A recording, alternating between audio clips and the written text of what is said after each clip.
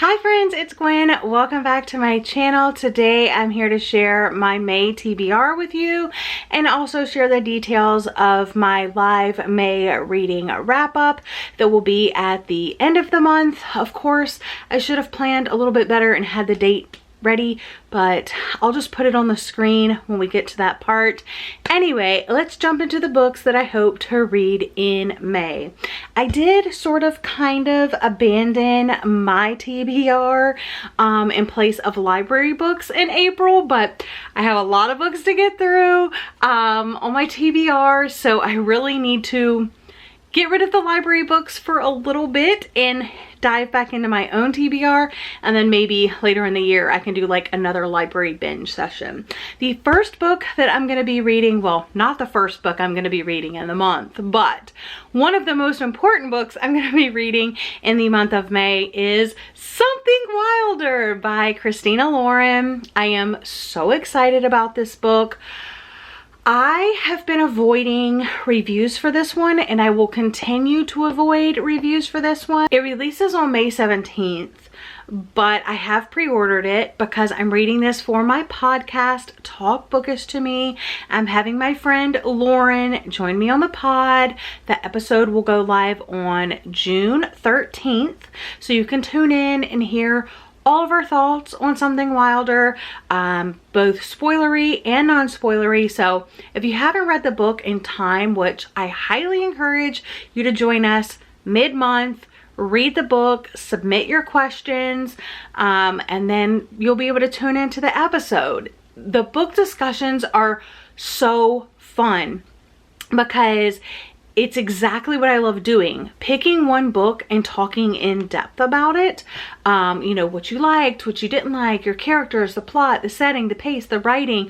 I always pick a fun signature cocktail. So again, I will have all the details of that read down in the description box for you. And I will have Lauren's channel linked down there in case you are not following her.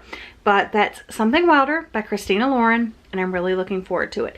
It's a romance and it's set outdoors, and yeah. All right, next up I want to do an author taste test for Stephen Rowley because I have the editor on my 22 books I want to read in 2022 list, and I have the Guncle as a 5-star prediction. So I want to read both of these. I've never read anything by this author before. This one, I got this on vacation last year, and this little bookstore in this like cute little shop. I was with my friends. It was so fun. But I picked it up and I loved the cover, and then it was blurbed by Taylor Jenkins Reid on the front. After years of trying to make it as a writer in 1990s New York City, James Small finally sells his novel to an editor at a major publishing house.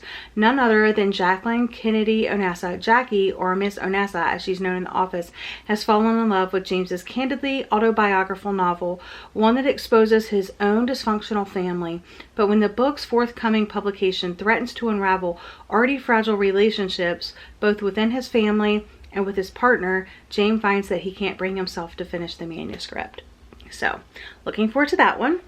And then the Guncle, I know this was like hugely popular when it released, and it was actually one of my most anticipated books of last year, but as we can see, I never got around to it. So this is about an uncle whose sister's children have to come live with him because their mother tragically like passes like suddenly, and he kind of has to take over, you know, guardianship and stuff, and it's just like about that adventure. So looking forward to that. And then I want to do another like reading thrillers by Black authors video, and the 3 books that I had on that TBR are The Wife by Alafia Burke. Every time I hear about this author, this is the book that always pops up, and I actually traded to get this copy. And then Blacktop Wasteland by S.A. Cosby, author of Razorblade Tears, and I got this for my birthday, so really looking forward to that. And I also picked up the hardcover copy recently, so there's that. And then finally, The Jigsaw Man by Nadine Matheson.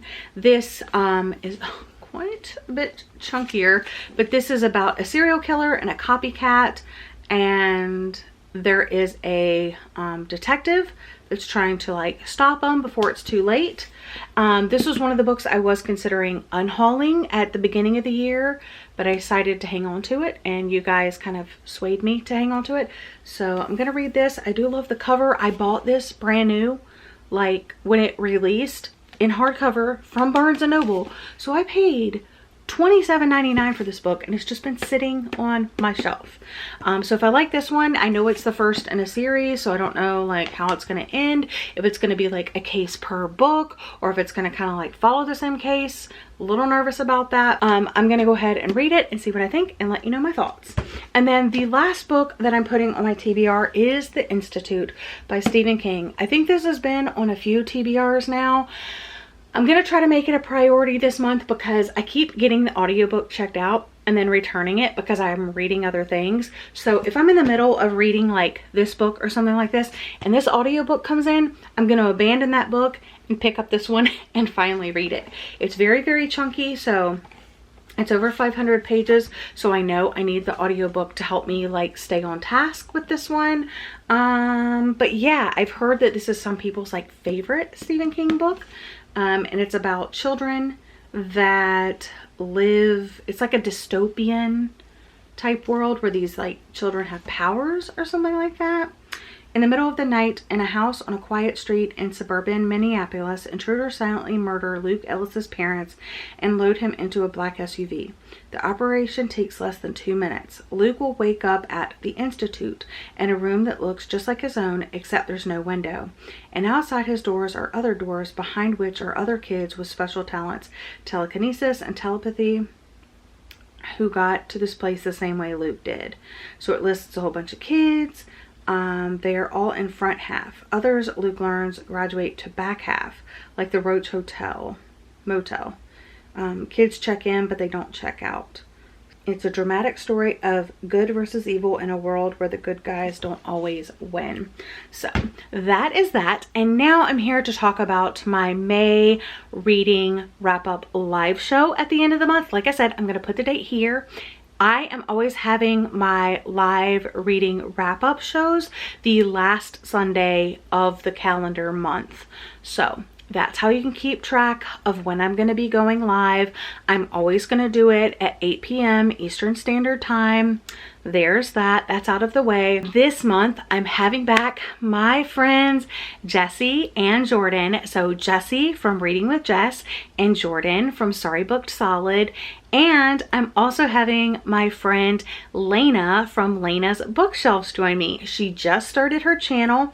I was a little inspiration behind her, like finally just going for it. And I'm gonna have all three of them join me on the last Sunday in May to talk about all of the books that we read in May. And then I'm taking a break over the summer. So I'm not going to be doing live shows in June or July, but I will be back in August, and I already have some very special guests and I'm so excited. So yeah, so look forward to that in August. That way we can do a big summer recap. And I'm just really looking forward to it because I feel like I get some of the best reading done in the summer because like I go to the beach, I go to the pool, there's vacations, and yeah, it's just going to be a great summer of reading, and I can't wait to share it all with you, like with you all at the end of August. But those are the details for the May reading live show. Stay tuned for the August information coming towards the end of the summer. But yeah, that's it for today's video. Thanks for tuning in. I hope you're having a lovely day or night, and I'll see you guys again in another video very soon.